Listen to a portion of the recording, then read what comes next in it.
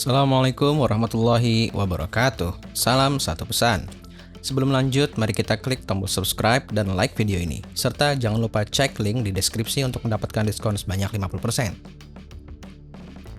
Kisah-kisah dalam Al-Quran seringkali menyimpan hikmah dan pelajaran yang luar biasa, yang tidak hanya membimbing kehidupan spiritual, tetapi juga memberikan ketenangan dalam menghadapi ujian hidup.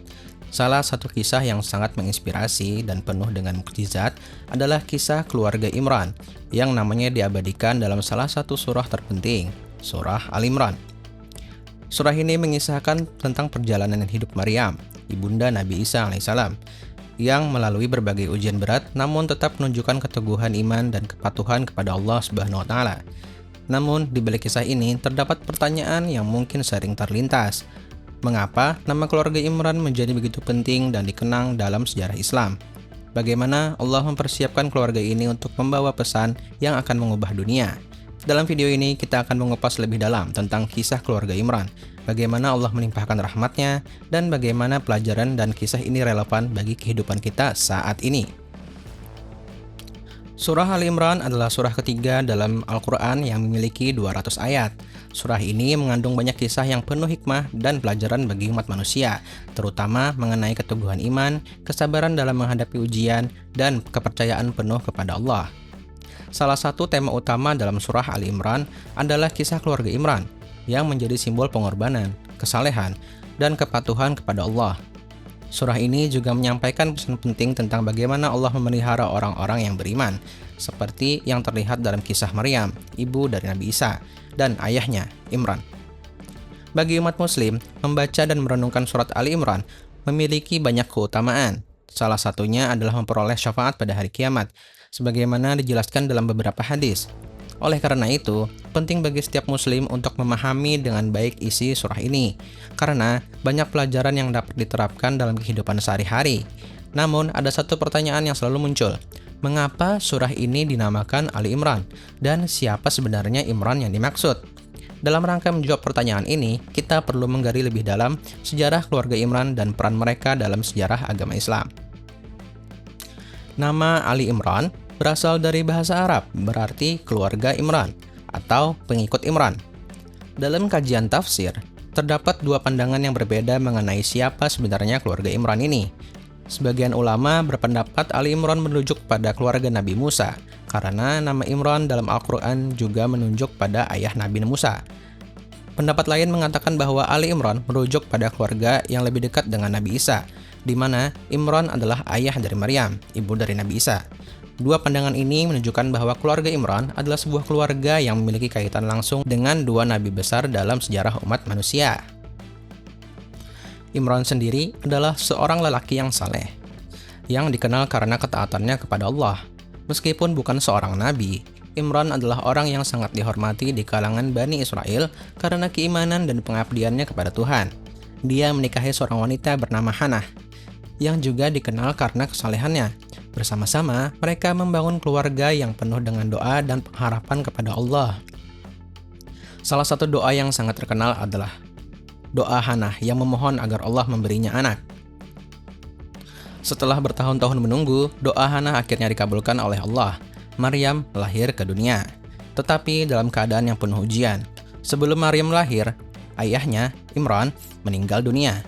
Hal ini menyebabkan Maryam menjadi yatim sejak lahir. Namun, meskipun kehilangan orang tua, Allah menjaga Maryam dengan penuh kasih sayangnya. Ketika Maryam masih bayi, ibunya, Hannah, berdoa kepada Allah, "Ya Allah, anak yang aku kandung ini adalah milikmu. Aku menyerahkan anak ini untuk menjadi hamba yang berbakti kepadamu." Meskipun Maryam lahir sebagai seorang perempuan, Hannah menerima keputusan Allah dengan lapang dada dan terus berdoa agar anaknya dapat tumbuh menjadi seorang yang mulia. Ketika Maryam tumbuh besar, ia dikenal sebagai seorang anak yang sangat saleh, yang selalu beribadah dan berkhidmat kepada Allah. Semua orang yang mengenalnya mengetahui bahwa Maryam adalah seorang wanita yang terjaga dari segala macam keburukan. Ia dipilih oleh Allah untuk menjadi wanita yang sangat istimewa. Salah satu aspek yang sangat penting dalam kehidupan Maryam adalah tempat ibadahnya, yang dikenal dengan sebutan mihrab. Nabi Zakaria, yang juga seorang nabi besar dan keluarga dekat Maryam, diberi amanah untuk merawat Maryam. Zakaria membangun sebuah mihrab khusus untuk Maryam di Baitul Maqdis, tempat suci yang menjadi pusat ibadah bagi umat Yahudi pada masa itu. Mihrab ini adalah sebuah ruang khusus yang tinggi, di mana Maryam dapat beribadah dengan tenang dan jauh dari gangguan orang lain. Zakaria adalah paman dari Maryam dan seorang ulama besar yang sangat dihormati di kalangan masyarakat. Ia adalah orang yang ditugaskan untuk menjaga dan merawat Maryam sejak ia masih kecil. Setiap hari, Nabi Zakaria mengantarkan makanan dan kebutuhan Maryam ke dalam mihrabnya. Namun, ada keajaiban yang terjadi di sini. Setiap kali Zakaria masuk ke dalam mihrab Maryam, ia selalu menemukan makanan yang belum pernah ada sebelumnya. Bahkan pada saat musim dingin, Maryam memiliki buah-buahan yang hanya ditemukan pada musim panas, dan sebaliknya. Hal ini menunjukkan kekuasaan Allah yang luar biasa dalam menjaga hambanya yang taat. Kehidupan Maryam semakin berubah saat suatu hari, ketika ia berada di luar Baitul Maqdis, tiba-tiba Jibril, malaikat Allah, datang menemuinya. Jibril membawa kabar yang sangat mengejutkan. Maryam akan mengandung seorang anak laki-laki tanpa seorang suami. Maryam yang terkejut dan bingung bertanya, "Bagaimana mungkin aku bisa mengandung seorang anak, padahal aku tidak pernah disentuh oleh seorang lelaki?" Jibril menjawab bahwa hal itu adalah kehendak Allah dan merupakan mukjizat yang luar biasa. Maryam pun akhirnya menerima keputusan Allah dengan segala penuh ketenangan dan iman yang kuat. Setelah beberapa waktu, Maryam pun hamil. Perjalanan hidupnya semakin berat karena masyarakat mulai mencibir dan meragukan kejujuran Maryam. Mereka tidak bisa menerima kenyataan bahwa seorang wanita yang tidak menikah dapat hamil. Namun Maryam tetap diam dan menyerahkan semuanya kepada Allah.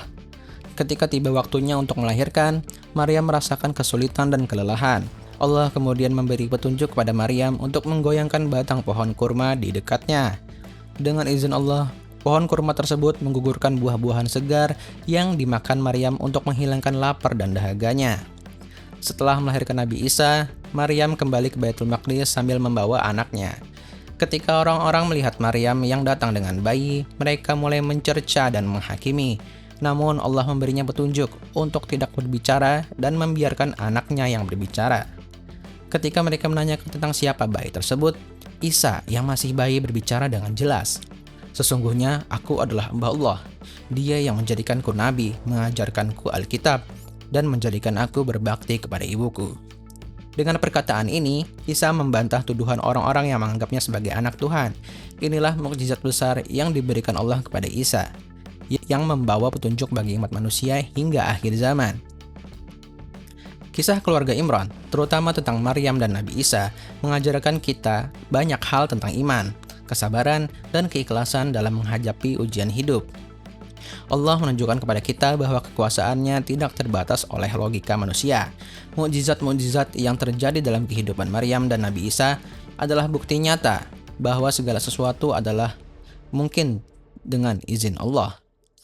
Kita diajarkan untuk selalu berserah diri kepada Allah, menjaga iman dan kesucian hati, serta tidak pernah meragukan takdirnya. Selain itu, kisah ini juga mengingatkan kita tentang pentingnya keteguhan dalam menghadapi ujian hidup, terutama ketika kita menghadapi fitnah dan cemoohan dari orang-orang di sekitar kita. Maryam adalah salah satu contoh sempurna dari seorang wanita yang menjaga kehormatan dirinya dan berpegang teguh kepada iman. Meskipun dunia di sekitarnya tidak memahaminya, kita dapat mengambil pelajaran dari Maryam untuk selalu berusaha menjaga diri dari hal-hal yang dapat mengurangi kehormatan dan kesucian hati. Dengan mengakhiri kisah ini, kita diajak untuk terus merenung dan meneladani sikap Maryam dan keluarga Imran dalam kehidupan kita. Semoga dengan memahami kisah ini, kita dapat memperkuat iman dan ketakwaan kita kepada Allah, serta menjalani hidup dengan penuh keikhlasan dan kesabaran. Wassalamualaikum warahmatullahi wabarakatuh. Sampai jumpa di next video.